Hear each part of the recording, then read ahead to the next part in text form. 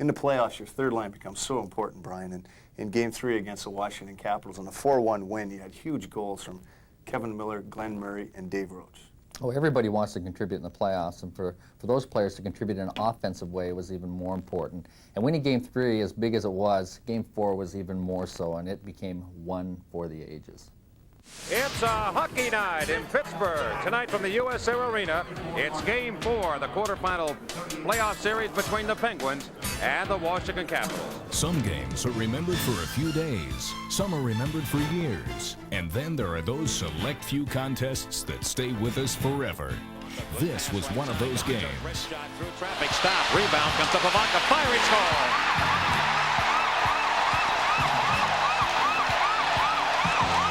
With the Penguins down in games and losing by a goal, the Capitals' Todd Krieger pulled what looked to be a knockout punch. He goaded Lemieux into an attack which landed the Penguins captain in his street clothes before the end of the second period. He's out of the game. To make things more complicated, an injury to Barrasso forced Ken Reggett into duty to start the second period. It was time to find out what these Penguins were made of. Ron Francis held down the fort in the defensive zone. Jagr and Nedved and Zubov provided much of the offense, and Reggett was dazzling in the net. At the end of the regulation, there was a deadlock. The next goal would prove to be a pivotal point in the series. But the marathon had only just begun. And it is sudden death. If we don't score in the first period of overtime, we'll go to another intermission break and go to another one. Last night they went. Is there, but he goes to the slot, left side, and pass to Dino into the net. His shot, and Colding stops him. Second free, here's Upstart shooting. Glove, save, can't bring it. The save of the night by the Penguin goaltender. Well, the first overtime period has been completed, and we will go to double overtime.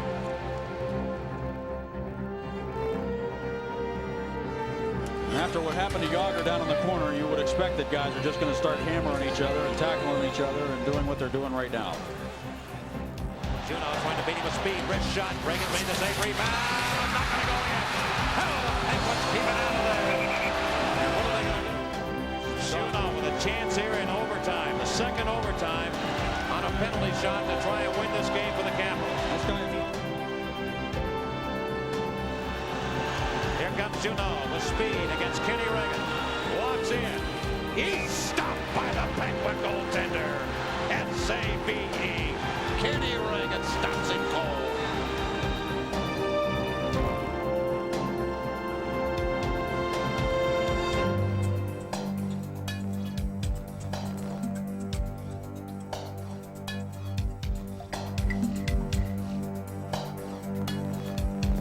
Penalty and they clear. Zubov on one leg. Look at him dance. Over to Nedved. Final rush here. Nedved going to Zubov. Here he comes. Slap shot.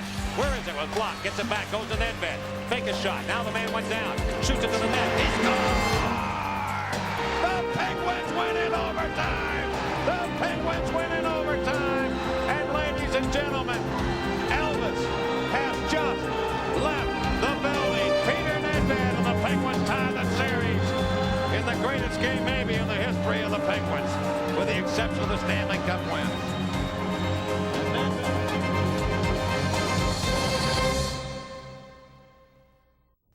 Two things became really clear during that quadruple overtime game against the Washington Capitals. Not just the fact that it was one of the greatest games ever played in 4 overtimes, 7 hours of hockey, 7 periods of hockey, but also that the action was just fantastic. Well, first you had the penalty shot, first ever in the overtimes in the playoffs. Then you had great saves along with great hits, tremendous action end-to-end, big scoring chances, everybody playing so well. And when Peter Nedved scored that goal, that's probably the greatest celebration you'll ever see by grown men. And it was a vindication of sorts for Kenny Reagan, a guy who lived in the shadows pretty well all season long. Kenny really stepped up his play and played well. Well, the guys feel very confident with Kenny in that, and he played the game of his life, and he came up so big for the guys. And I had a chance to talk to Kenny Reagan in the offseason about his playoff performance, and this is what he had to say.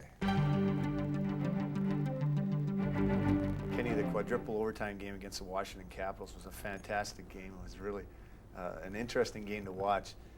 Are you always prepared for that situation, and what are you thinking about in that situation?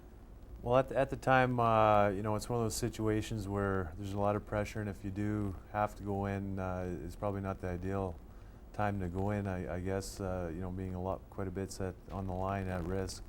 But you know, my job was to be ready when called upon, and that's what I was trying to do through practicing and the end of the regular season was trying to get myself as ready as I could in case that type of situation came up, and it just happened to come up when it did against Washington. Okay, Kenny, EJ comes up to you and he says, hey, Kenny, you're in the game. Do you start to go through a regimen of things you want to do? Do you start stretching? Do you start doing more mental preparation, or what do you do? Well, what I was doing was in between the first and second period, really, I was taping Mario's stick. I wasn't really stretching. I think the big thing is to get mentally adjusted and mentally prepared, and actually taping the stick was good because it kept my mind off of all those bad things that tend to run through your head, you know, when you're in that situation. You start the second period and they score an early goal on you right away, and then you seem to settle into things as they went along. Is that the way you felt it come about?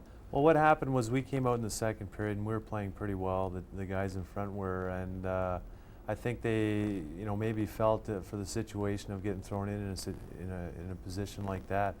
And there really wasn't a shot early in the period. I don't know how long into the period before they got their goal it was, but the goal that did go in was actually the first shot on net that I did face. So they went for a little bit of time, you know, without any shots, which is good for me because it gave me a chance to find your net, get comfortable and settle down, you know, before anything happened. The play that led up to the penalty shot in overtime, did you see it? Yeah, I did. On that play, the guy came down and shot it, and when the puck hit, I think it hit my stick just below the blocker, like the fat part of the stick, and it hit flat and rolled back as opposed to bouncing in front of me, and I was looking in front. And then when I realized it wasn't there, I saw it go behind, and there really was no way for me to go back and try to get it.